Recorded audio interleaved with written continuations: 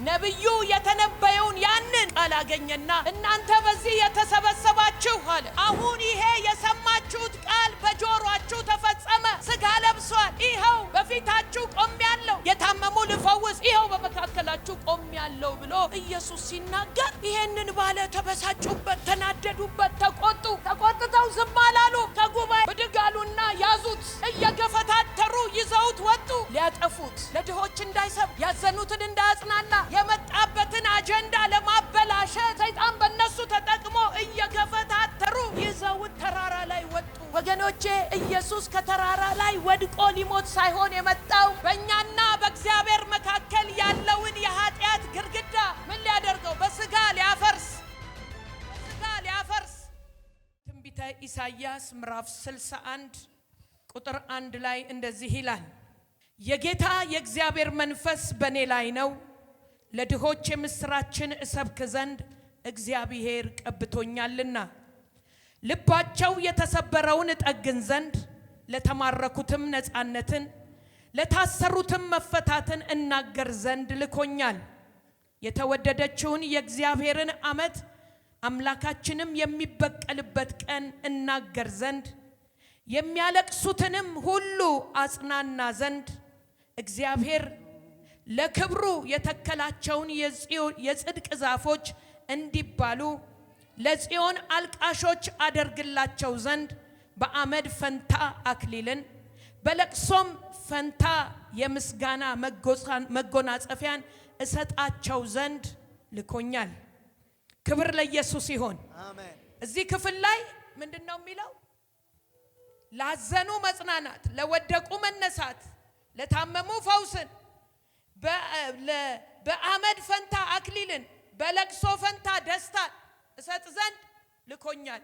ይሄ መልእክት ከ700 ዓመት በፊት ነብዩ ኢሳይያስ የተነበየው ትንቢት ነው። የተናገረው ስለ ኢየሱስ ነው። ኢየሱስ ሲመጣ የሚሆነውን ነገር ምን አለ? የጌታ የእግዚአብሔር መንፈስ በእኔ ላይ ነው ለድሆች አለን ለሚሉ፣ በራሳቸው ለሚተማመኑ፣ አቅም ላለን ለሚሉ፣ ብርታት አለን ለሚሉ ለነሱ ሳይሆን ተስፋ ለሌላቸው፣ አቅም ለሌላቸው፣ ረዳት ለሌላቸው፣ ተስፋቸው እግዚአብሔር ብቻ ለሆነ ለነሱ ድሆች ለሚባሉ ለነሱ ምን ላደርግ? የምስራቹን እሰብክ ዘንድ እግዚአብሔር ቀብቶኛል። እነዚህ ደግሞ ምን አይነት ሰዎች ናቸው ይላል ቁጥር 2 ላይ እንደዚህ ይላል የተወደደችውን የእግዚአብሔርን ዓመት አምላካችንም የሚበቀልበትን ቀን እናገር ዘንድ የሚያለቅሱትንም ሁሉ አጽናና ዘንድ። የሚያለቅሱ እነዚህ ድሆች የሚባሉ ሰዎች ምን አይነት ናቸው? የሚያለቅሱ ናቸው። ፍርድ የተጓደለባቸው ናቸው። ሁሉ ነገር የጨለመባቸው ናቸው። ለነሱ ምን አደርግ ዘንድ? አጽናና ዘንድ። ያም ብቻ አይልም፣ ለጽዮን አልቃሾች አደርግ ዘንድ በአመድ ፈንታ አመድ ላያቸው ላይ ለተነሰነሰ ተስፋ ለሌላቸው በአመድ ፈንታ አክሊል፣ በለቅሶ ፈንታ የደስታ ዘይት፣ በሐዘን ፈንታ የምስጋና መጎናጸፊያ ልሰጣቸው ልኮኛል የሚለውን ስለ ኢየሱስ ይሄንን ትንቢት ከተናገረ በኋላ ሉቃስ ምዕራፍ 4 ላይ ሄዳችሁ ታወጣላችሁ። ሉቃስ 4 ላይ ከቁጥር 16 ጀምሮ እንደዚህ ይላል። ቁጥር 16 ወዳደገበት ወደ ናዝሬት መጣ። ማን ነው የመጣው? ኢየሱስ። ወዳደገበት ወደ ናዝሬት መጣ። እንደ ልማዱም በሰንበት ቀን ወደ ምኩራብ ገባ። ምኩራብ የሚባለው በዛን ዘመን ኢየሱስ ክርስቶስ ሞቶ ስላልተነሳ ቤተክርስቲያን ገና አልተተከለችም። ስለዚህ አይሁዶች ተሰብስበው የእግዚአብሔርን ቃል የሚሰሙበት ቦታ ምኩራብ ይባላል። ስለዚህ ሰንበት ያኔ ቅዳሜ ነው። አሁን ሰንበት የምንለው እኔና እናንተ ትንሣኤ የሆነበትን እሁድን ቀን ነው ሰንበት የምንለው።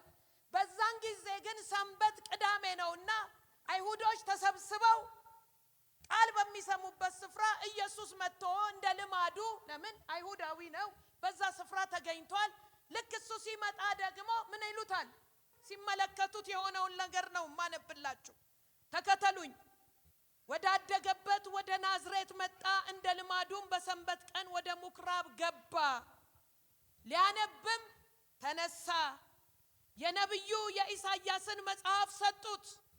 መጽሐፉንም በተረተረ ጊዜ የጌታ መንፈስ በኔ ላይ ነው፣ ለድሆች ወንጌልን እሰብክ ዘንድ ቀብቶኛልና፣ ለታሰሩት መፈታትን፣ ለዕውሮች ማየትን እሰብክ ዘንድ፣ የተጨነቁትን ነፃ አወጣ ዘንድ፣ የተወደደችውን የጌታን ዓመት እሰብክ ዘንድ ልኮኛል ተብሎ የተጻፈበትን ስፍራ አገኘ። መጽሐፉንም ጠቅልሎ ለአገልጋይ ሰጠና ተቀመጠ ይላል። መጽሐፉን ጠቅልሎ መልሶ ሰጠና ተቀመጠ። ተመልከቱ። እርሱም ዛሬ ይህ መጽሐፍ በጆሮአችሁ ተፈጸመ ይላቸው ጀመር። ሁሉም ይመሰክሩለት ነበር። ከአፉ ከሚወጣው ከጸጋ ቃል የተነሳ እየተደነቁ ይህ የዮሴፍ ልጅ አይደለምን ይሉ ነበር። እርሱም ያለ ጥርጥር ይህ ምሳሌ ባለመድኃኒት ሆይ ራስህን ፈውስ፣ በቅፍርናሆም እንዳደረግከው የሰማነውን ሁሉ በዚህ በገዛ አገር ደግሞ አድርግ ትሉኛላችሁ አላቸው። እንዲህም አለ፣ እውነት እላችኋለሁ ነቢይ በገዛ አገሩ ከቶ አይወደድም። ነገር ግን እውነት እላችኋለሁ በኤልያስ ዘመን 3 ዓመት ከ6 ወር ሰማይ ተዘግቶ ሳለ በምድር ሁሉ ብርቱ ረሃብ በነበረ ጊዜ በእስራኤል ብዙ መበለቶች ነበሩ። ኤልያስም በሶዶና አገር ወዳለች ወደ ሰጲራታ ወደ አንዲት መበለት እንጂ ከእነርሱ ወደ አንዱ አልተላከም። በነቢዩ በኤልሳም ዘመን በእስራኤል ብዙ ለምጻሞች ነበሩ። ከሶርያም ከንዕማን በቀር ከእርሱ አንድስ እንኳን አልነጻም። በምኩራብም የነበሩ ሁሉ ይህንን ሰምተው ቁጣ ሞላባቸው። ተነስተውም ከከተማ ወደ ውጭ አወጡት፣ ይጥሉትም ዘንድ ከከተማው ተሰርታበት ወደ ነበረችው ወደ ተራራው አፋፍ ወሰዱት። እርሱ ግን በመካከላቸው አልፎ ሄደ ይላል። እዚህ ክፍል ላይ እንግዲህ በደንብ ጆሮ ሰጣችሁ ስሙኝ። ከእግዚአብሔር ለመስማት እግዚአብሔር የሚላችሁን ለመስማት የመጣችሁ ሴትና ወንድ ልጆች የመልእክቴ ርዕስ አልፋችሁ ትሄዳላችሁ።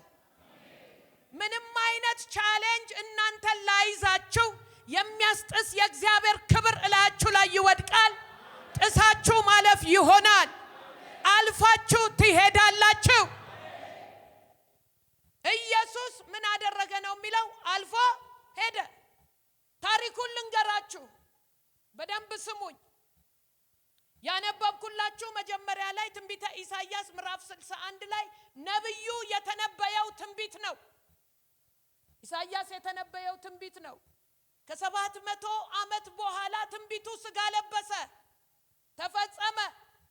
የተፈጸመው እንዴት ነው ስትሉኝ ሉቃስ ምዕራፍ 4 ላይ አሁን ያነበብኩላችሁ ክፍል ኢየሱስ ወደ ምኩራብ መጣ። ዛሬ ልክ እንደዚህ ቤተክርስቲያን እንደመጣችሁት ብዙ አይሁዶች ተሰብስበው የሚያመልኩበት ስፍራ ኢየሱስ ኮራ ብሎ ዘና ብሎ እየተራመደ ወደ ምኩራቡ መጣ። ልክ ሲገባ ሲያዩት መምህሩ መጥቷል ብለው ከተጠቀለሉት መጽሐፍ አንዱን ብድግ አድርገው ሰጡት። የተቀበለውን መጽሐፍ የታሰረውን መጽሐፍ ተረተረው። እንደ አሁኑ እንደኛ ዘመን እንደዚህ በአንድ የተጠረዘ አልነበረም መጽሐፍ። አሁን እኛ 66 መጽሐፍ አንድ ላይ ተጠርዞ በእጃችን አለ። ያን ጊዜ ግን መጽሐፍ እንደዚህ አንድ ላይ አልተጠረዘም። የኢሳይያስ ለብቻ፣ የሕዝቅኤል ለብቻ፣ የዳንኤል ለብቻ፣ እያንዳንዱ ራሱን ችሎ የተቀመጠ ነው። ስለዚህ አንዱ አገልጋይ እጁ የገባለትን አንዱ መጽሐፍ ብድግ አድርጎ ለኢየሱስ ሰጠው፣ ቃል እንዲያካፍል እንዲሰብክ። ኢየሱስ ደግሞ የተሰጠውን ያ የተጠቀለለ ወረቀት ምን አደረገው? ፈታው፣ ተረተረው። ልክ ሲያነብ ምን የሚል ቃል አገኘ? የጌታ መንፈስ በኔ ላይ ነው፣ ለድሆች ወንጌል እሰብክ ዘንድ ቀብቶኛል። የታሰሩትን መፈታት፣ ለዕውሮች ማየትን እሰብክ ዘንድ፣ ለተጠቁ ነፃ መውጣትን እሰብክ ዘንድ ጌታ ልኮኛል የሚለውን ነብዩ የተነበየውን ያንን መጽሐፍ ያንን ቃል አገኘና እናንተ በዚህ የተሰበሰባችሁ አለ፣ አሁን ይሄ የሰማችሁት ቃል በጆሮአችሁ ተፈጸመ። ሥጋ ለብሷል። ይኸው በፊታችሁ ቆሜያለሁ። ምን ላደርግ? ልሰብክ፣ የተጠቁ ነፃ ላወጣ፣ ያዘኑ ላጽናና፣ የወደቁ ላነሳ፣ የታመሙ ልፈውስ፣ ያዘኑትን በአመድ ፈንታ የደስታ አክሊል ልሰጣቸው ይኸው በመካከላችሁ ቆሜያለሁ ብሎ ኢየሱስ ሲናገር በጉባኤ ተቀመጡ፣ ተናደዱ ይላል። ተበሳጩ። እንዴት ይናደዳሉ? እንዴት ይበሳጫሉ? ለድሆች ወንጌል እሰብክ ዘንድ እያለ ያዘኑትን አጽናናለሁ እያለ ይሄ ያናድዳል፣ ያበሳጫል። የእግዚአብሔር ልጆች ተበሳጩ፣ ተናደዱ፣ ተቆጡ፣ በቁጣ ተሞሉ። ለድሆች ወንጌል እሰብክ ዘንድ ስላለ፣ ያዘኑትን አጽናና ዘንድ ስላለ ተናደዱ። የሚናደድም ይናደድ፣ የሚበሳጭም ይበሳጭ። እኔ ዛሬ በትንቢት መንፈስ ነግራችኋለሁ፣ እግዚአብሔር ወዳላችሁ አልፋችሁ ትሄዳላችሁ። አልፌ ሄዳለሁ የሚል ጮሆ አሜን ይበለኝ። አንዳንድ የሰው መንፈስ አለ የሚናደድ የሚበሳጭ፣ የሚናደድም ይናደድ። እግዚአብሔር ያላችሁ ጋር ትደርሳላችሁ፣ አልፋችሁ ትሄዳላችሁ። የሚገርም ነው። ኢየሱስ ይሄንን ባለ፣ ተበሳጩበት፣ ተናደዱበት፣ ተቆጡ። ከዛስ ተቆጥተው ዝም አላሉም። ከጉባኤ ይሄንን ቃል ብሎ ተናግሮ ሄዶ ቁጭ ሲል ብድግ አሉና ያዙት። እየገፈታተሩ ይዘውት ወጡ። ምን ሊያደርጉት? ሊገሉት፣ ሊያጠፉት፣ የመጣበትን ዓላማ እንዳይፈጽም ሊያደርጉት፣ ለድሆች እንዳይሰብክ፣ ያዘኑትን እንዳያጽናና፣ የወደቁትን እንዳያነሳ፣ የመጣበትን አጀንዳ ለማበላሸት ሰይጣን በእነሱ ተጠቅሞ እየገፈታተሩ ይዘውት ተራራ ላይ ወጡ። ወገኖቼ ኢየሱስ ከተራራ ላይ ወድቆ ሊሞት ሳይሆን የመጣው በእኔና በእናንተ ላይ ያለውን የኃጢአት ግርግዳ፣ በእኛና በእግዚአብሔር መካከል ያለውን የኃጢአት ግርግዳ ምን ሊያደርገው? በስጋ ሊያፈርስ፣ ከራሱ ጋር ሊያስታርቀን፣ ከአባቱ ጋር ሊያስታርቀን እንጂ አክሮባት ሊሰራ አይደለም የመጣው ኢየሱስ። ሰይጣን ግን መንገድ ላይ ሊያስቀረው፣ ትንቢቱ እንዳይፈጸም፣ ለወንጌል እንዳይሰብክ፣ ድሆች እንዳይጽናኑ፣ የታመሙ እንዳይፈወሱ ከመንገድ ሊያስወግደው፣ ቀድሞ ሊገለው፣ ሊቀድመው እየገፈታተሩ ይዘውት ወጡ። ዛሬ ነግራችኋለሁ፣ ሊቀድማችሁ ያለ ዛሬ ይቀደማል። መንገድ ሊያስቀራችሁ ያለ ዛሬ ራሱ ይቀራል። እግዚአብሔር ያለጋ ሳትደርስ አትሞትም። አልፈኸው ትሄዳለህ፣ አልፈሽው ትሄጃለሽ። መልእክቴ ለአንድ ሰው ነው፣ የኔ ነው የሚል አሜን ብሎ ይውሰደው።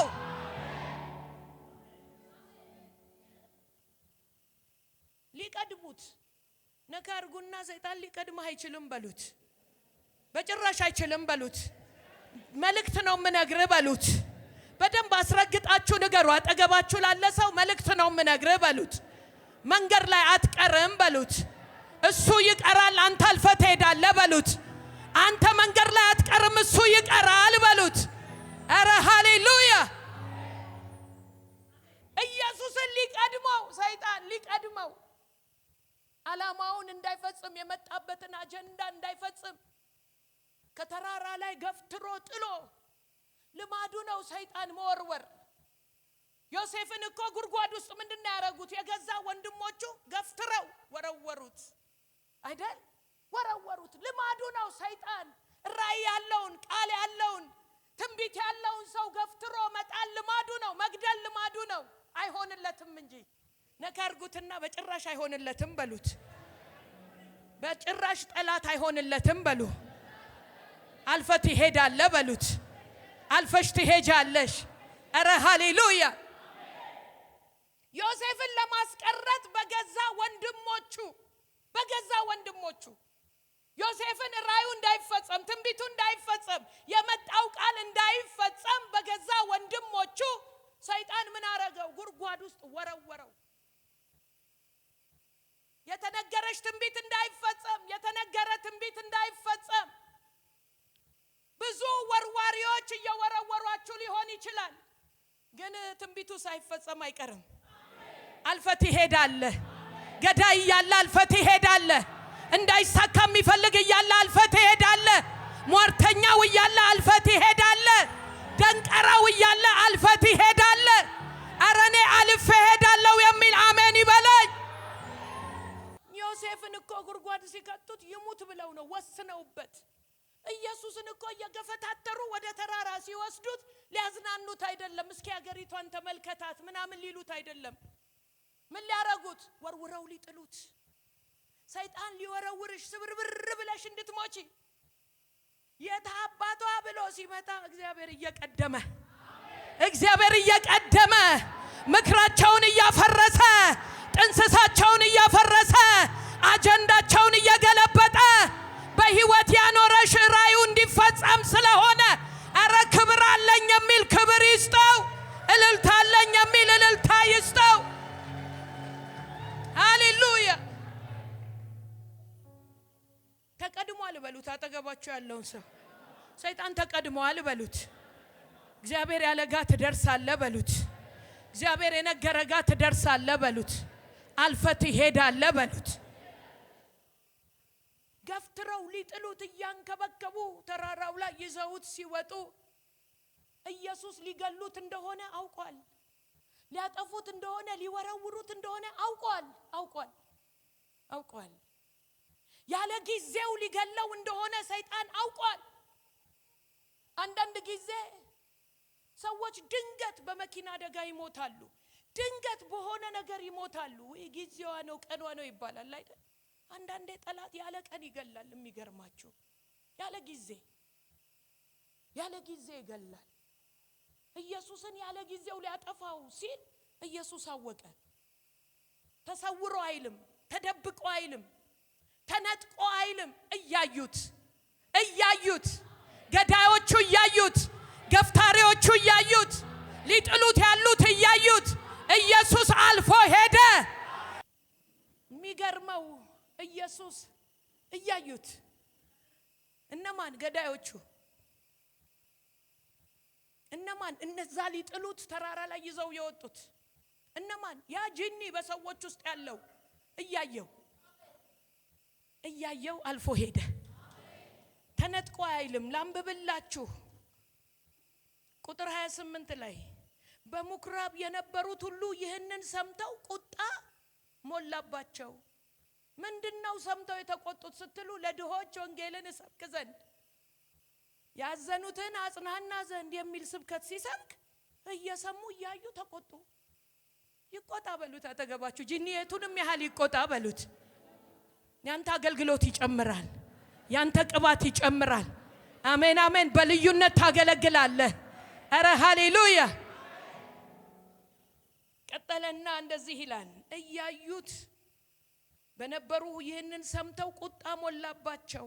ተነስተውም ከከተማ ወደ ውጭ አወጡት ይጥሉት ዘንድ ከተማቸው ተሰርታበት ወደ ነበረችው ወደ ተራራው አፍ ወሰዱት። እርሱ ግን ያንቺ ጌታ፣ ያንተ ጌታ፣ የኔ ጌታ እርሱ ግን በመካከላቸው አልፎ ሄደ። እያዩት አልፎ ሄደ። ገፍታሪ እያለ የሚጥል እያለ ገዳይ እያለ ኢየሱስ አልፎ ሄደ። ዛሬ እኔ ችግሩን አልፌ ሄዳለሁ። መከራ አይዘኝም፣ ችግር አይዘኝም፣ በሽታ አይዘኝም። እግዚአብሔር አሳልፎኝ ያለኝ ጋር እደርሳለሁ የሚል ብቻ ብድግ ይበልና አሜን ብሎ ይውሰድ። የኔ ነው የሚል አሜን ብሎ ይውሰድ። ክብር ለኢየሱስ ይሁን። ሐዋርያት ሥራ ምዕራፍ 12 ላይ ሄዳችሁ ስታነቡ የሚገርም ቃል አለ። ላንብብላችሁ። ሐዋርያት ሥራ ምዕራፍ 12 ቁጭ በሉ። ሐዋርያት ሥራ ምዕራፍ 12 ቁጥር 1 ላይ ጀምሮ ሄሮድስ ይላል። ሄሮድስ በዛን ዘመን የነበረ ንጉስ ነው። ሄሮድስ ውስጥ ያለው መንፈስ የገዳይነት መንፈስ ነው። አንገት የሚቆርጥ መንፈስ ነው። ሄሮድስ አንገት ይወዳል፣ መቁረጥ ማስቆረጥ ይወዳልና ያዕቆብን ገደለው ይላል። ቁጥር 1 ጀምራችሁ ስታነቡ ከደቀ መዛሙርቱ አንዱን ያዕቆብን ወሰደና አንገቱን ቆርጦ ገደለው ይላል። በዛን ጊዜ በዛ የነበሩ ቅዱሳን ድንጋጤ ወደቀባቸው። በሌላው በአሕዛብ ዘንድ ደግሞ እሰይ እንኳን ሞተ።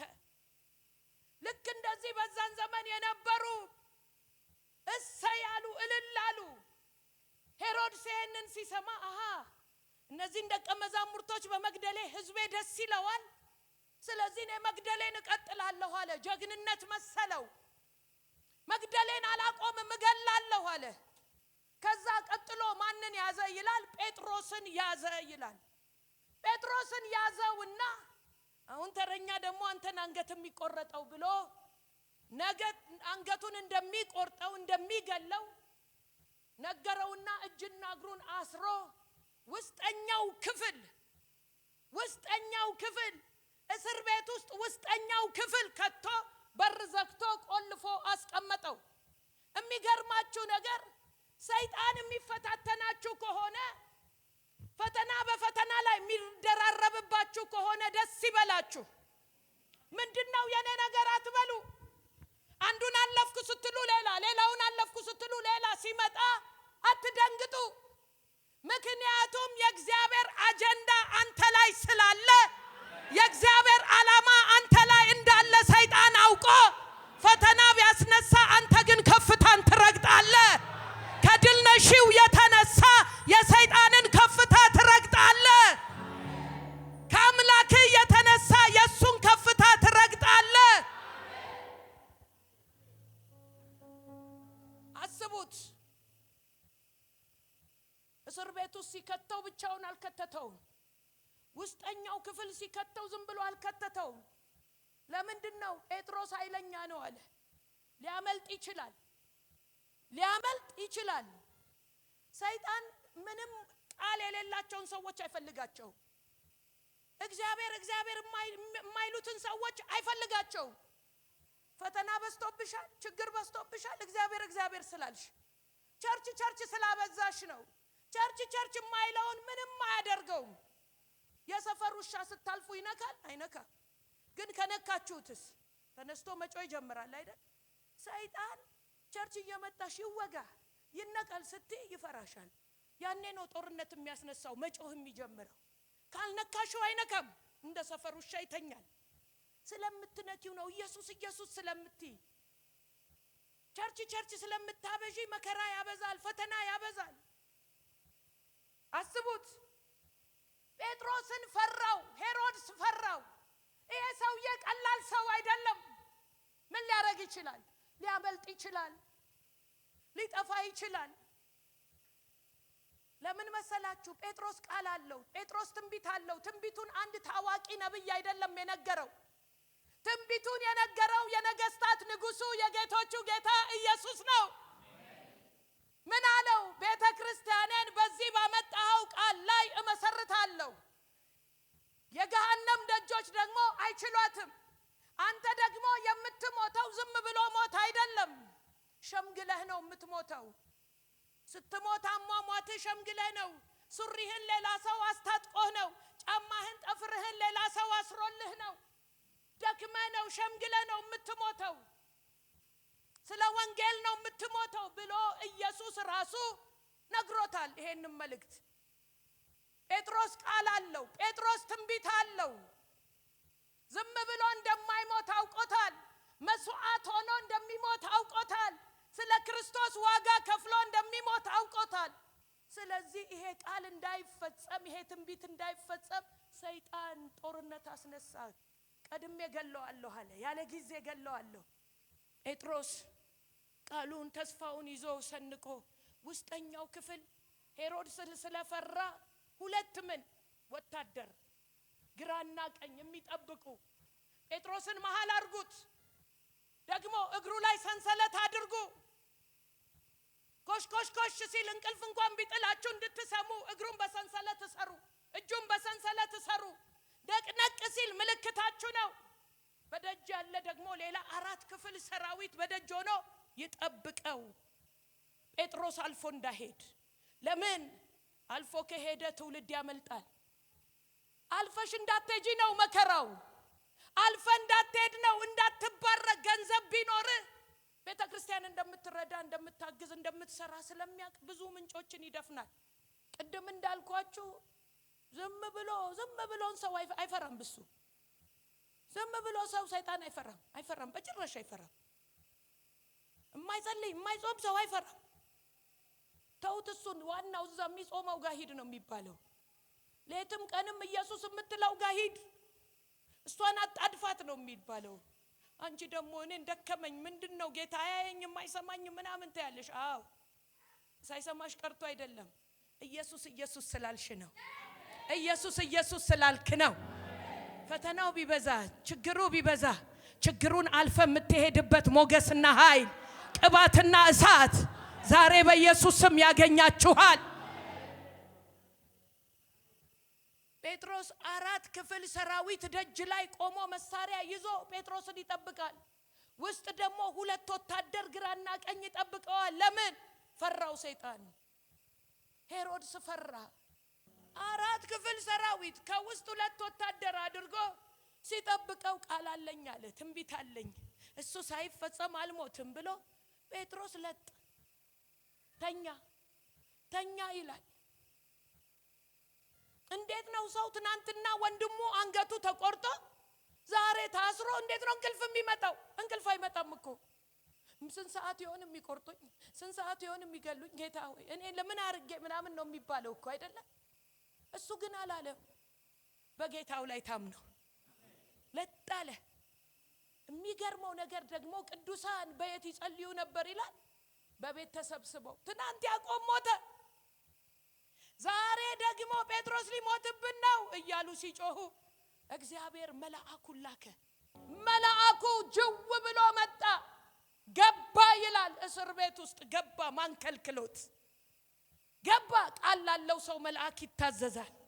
መልአኩ መጣ ይላል። ማንከልክሎት ገባ እስር ቤት ውስጥ። ያን ጨለማ በብርሃን ሞላው። ከዛስ ከጴጥሮስ ላይ መጀመሪያ ያደረገው ያንን ሰንሰለት አርጎ ጣለው። በዚህ አልፋለች እዚህ ናት ያለችው የሚል ምልክት፣ ኮቴህን እንዲከተል የሚያደርግ ምልክት ያደረጉብህ ደጋሚና አስደጋሚ ምልክት ያደረገው ዛሬ ምልክቱ ይፈርሳል። ሰንሰለቱ ይበጠሳል። አሜን አሜን አሜን። የሚገርመው ታዲያ ሰንሰለቱ ተበጥሶ አላበቃ። መልአኩ ያደረገው ነገር ጴጥሮስ ሲለው ጴጥሮስ ተኝቷል፣ አይሰማም። ሰንሰለት ከእጁ ላይ ሲበጠስ አይሰማም። መልአኩ ምን አረገው ይላል? በርግጫ መታው ይላል። ጴጥሮስ ሲነቃ ቅዠት መሰለው፣ ራእይ የሚያይ መሰለው፣ ህልም መሰለው። ጴጥሮስ ቅዠት መሰለው። መልአኩ ረግጦት ሲያይ ቤቱ በብርሃን ተሞልቷል። ሲያይ ከእጁ ላይ ሰንሰለት ወድቋል፣ ከእግሩ ላይ ሰንሰለት ወድቋል። ቆሞ የሚያናግረው መልአክ ቆሟል። ቅዠት መሰለው ይላል መጽሐፍ ቅዱስ፣ አንብቡት። ህልም መሰለው። ግን መልአኩና ተከተለኝ ብሎት እነዛ ጠባቂዎች እንደተኙ እሱን የሚጠብቁ እዛው ፍንድልስ እንዳሉ እንደወደቁ ጴጥሮስ እየተራመደ፣ አረ ሃሌሉያ፣ እየተራመደ የመጀመሪያውን ዘብ አልፈው ሄዱ ይላል። በኢየሱስ ስም የመጀመሪያውን ዘብ የተቀጠረብሽን የታጠረብሽን አልፈሽ ትሄጃለሽ። የተከለለብሽን አልፈሽ ትሄጃለሽ። የተነገረብሽን አልፈሽ ትሄጃለሽ። የተባለብሽ ክፉ ንግግር አልፈሽ ትሄጃለሽ። የተሳለብሽን ቢላ አልፈሽ ትሄጃለሽ። አልፌ ሄዳለሁ የሚል አሜን ይበለኝ። የመጀመሪያውን ዘብ አልፈው ሄዱ ይልና ሁለተኛው ዘብ ጋር ሲደርሱ ሁለተኛውንም ዘብ አልፈው ሄዱ። ጴጥሮስ እስካሁን ድረስ አልነቃም። ህልም መሰለው። ራእይ መሰለው፣ ቅዠት መሰለው። እስካሁን አልነቃም። ሶስተኛው በር ጋር ሲደርሱ ግን ይላል በሩ ምንድነው ይላል? የብረት በር ነው። መወርወሪያ ያለው፣ መቀርቀሪያ ያለው የከተማው በር ነው። ልክ በሩ ጋር ሲደርሱ ቃል ያለው ሰው መጣለ። ግዑዙ መታዘዝ ጀመረ። ትንቢት ያለው ሰው መጣ። እግዚአብሔር ከሱ ጋር ያለ ሰው መጣ። ስለዚህ በሩ ራሱ እንኳን ደህና መጣ፣ እንኳን ደህና መጣሽ፣ እንኳን ደህና መጣ። በሩ ራሱ አውቆ መቆም አልቻለም። በሩ ምን ሆነ ይላል? ተከፈተ። ዛሬ የጠላት የዘጋው በር እያለ አልፈህ ትሄዳለህ፣ አልፈሽ ትሄጃለሽ። ኧረ ጩኹና አልፌ ሄዳለሁ በሉ። ብድግ በሉና አልፌ ሄዳለሁ በሉ እስኪ። የተዘጋ በር እያለ ቃል ያለው ሰው በር ሊይዘው አይችልም። ቃል ያለው ሰው ክፉ ሰዎች ሊይዟቸው አይችሉም። ቃል ያለው ሰው፣ ትንቢት ያለው ሰው ደጋሚና አስደጋሚ ሊይዘው አይችልም። ሟርተኛ ሊይዘው አይችልም። ጴጥሮስ ዋናውን በር 4 ክፍለ ጦር እዛ ጋር ቆሞ የሚጠብቀውን ምን አደረገ ይላል? አልፎ እስኪ በሉት እስኪ። ይሄ ቃል የኔ ነው የሚል ስንት ሰው አለ? ጴጥሮስ እውነት ሳይመስለው ከከተማ ወጥቶ መንገድ ላይ እየሄደ መልአኩ ስውር አለ ከሱ መሃል መንገድ ላይ። እንዴ ህልም መስሎኝ ነበረ፣ እውነት ነው እንዴ አለ።